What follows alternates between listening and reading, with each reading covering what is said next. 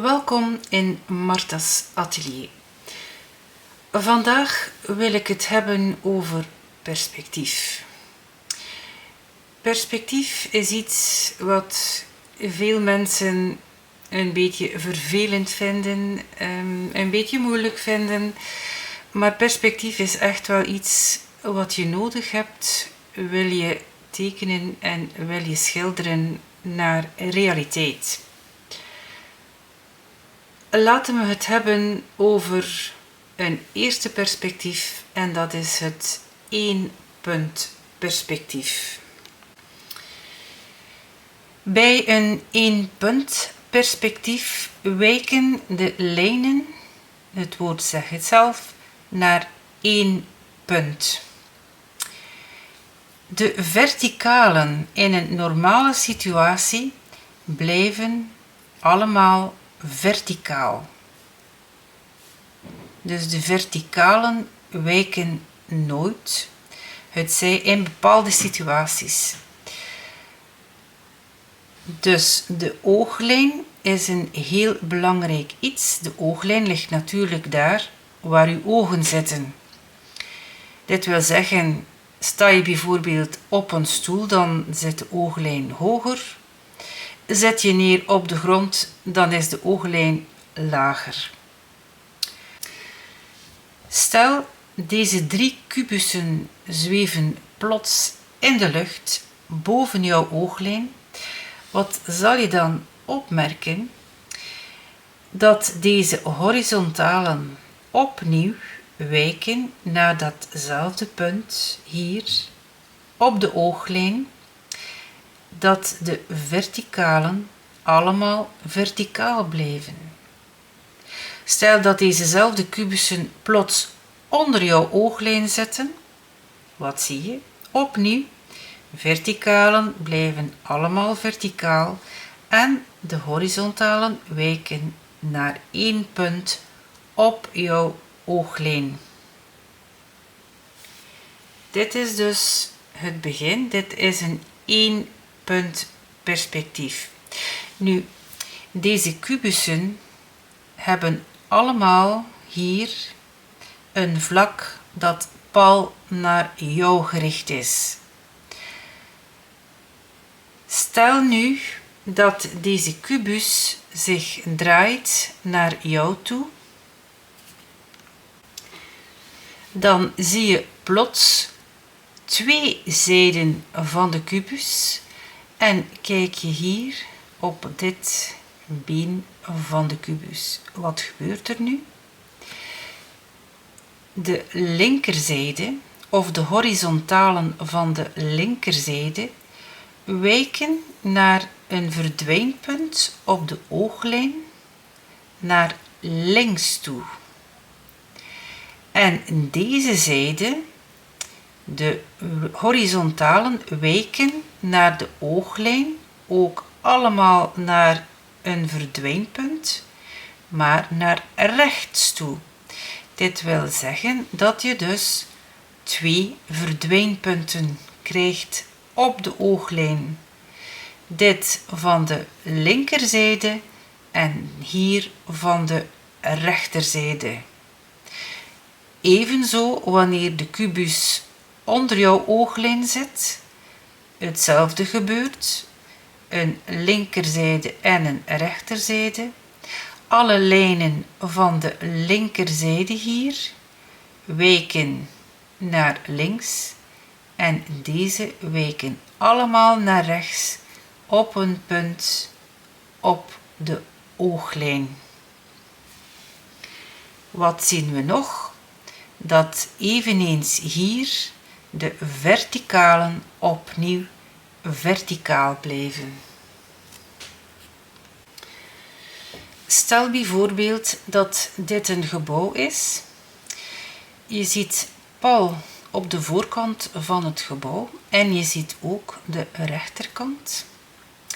Stel dat het een heel lang gebouw is en dat de eindlijn hier zit, dan impliceert dat hoe verder deze lijn, hoe kleiner ze wordt. Moest het gebouw nu zo groot zijn, dan zou de lijn hier kunnen zitten, of ze kan hier zitten, of ze kan hier zitten. Dus hoe verder iets van jou zit, hoe kleiner het wordt. Dit is hier een foto van een persoon die van ons wegwandelt. En je ziet dat deze persoon, hoe verder hij zich van ons bevindt, hoe kleiner hij wordt. Je ziet hier ook aan deze haag dat ze inderdaad naar 1 punt aan het wijken is op onze ooglijn.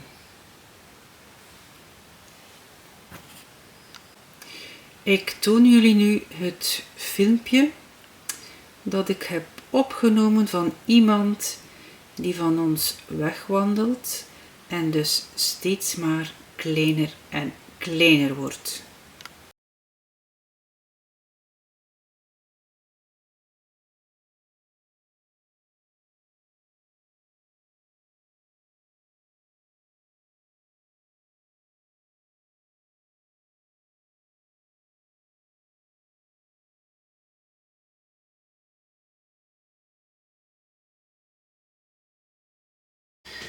Wat nu met het perspectief van de cirkel? Stel je nu eventjes voor dat dit een perfecte cirkel is. Hij is niet volledig perfect, maar stel het eens voor. Dan heb je 2 lijnen die elkaar snijden. Een verticale en een horizontale. Die 2 lijnen zijn even groot. Nu, wat doet het perspectief nu met die 2 lijnen?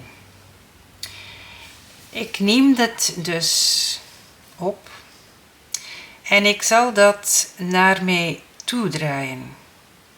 Dus kijk eventjes goed wat dat doet met die lijnen.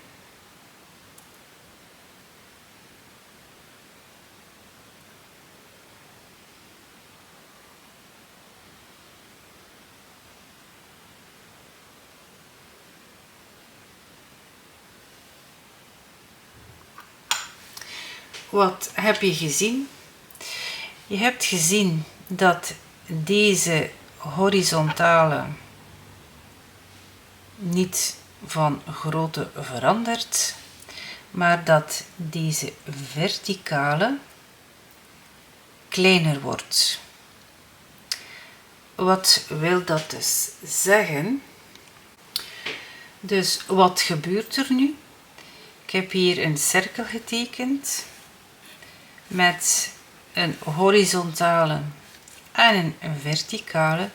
Dus wanneer die cirkel wegdraait van ons, dan wordt dit een ellips. Want deze horizontale blijft dezelfde lengte behouden, maar hier deze verticale wordt steeds maar korter en korter. Stel dat we nog alleen maar dit zien, dan wordt onze cirkel heel erg smal. Dat wil zeggen dat opnieuw met perspectiefwerking de cirkel uiteindelijk kleiner en kleiner wordt. Ook in een landschap heb je natuurlijk te maken met perspectief. Je ziet hier bijvoorbeeld dit paaltje. En je ziet dat dit paaltje groter is dan deze bomen. Dit kan natuurlijk niet. Dus ook in een landschap krijg je dus het fenomeen dat alles wat verder van je af ligt, kleiner wordt. Wat zie je ook? Dat hier in de voorgrond er heel veel detail te zien is. Hier op het tweede plan heb je dit ook nog. Dit is natuurlijk een foto. In werkelijkheid zie je hier in deze zwarte partijen ook wel nog detail. Maar als je dan verder gaat, dit zou ik dan het derde plan noemen, dan zie je dat detail al heel wat minder is. En als je dan echt naar de verte gaat, tot bijna of tot aan de horizon, dan zie je dat alles uiteindelijk vervaagt. Dus dat is allemaal werking van het perspectief. Dit is hoe we de wereld nu eenmaal waarnemen met onze zintuigen.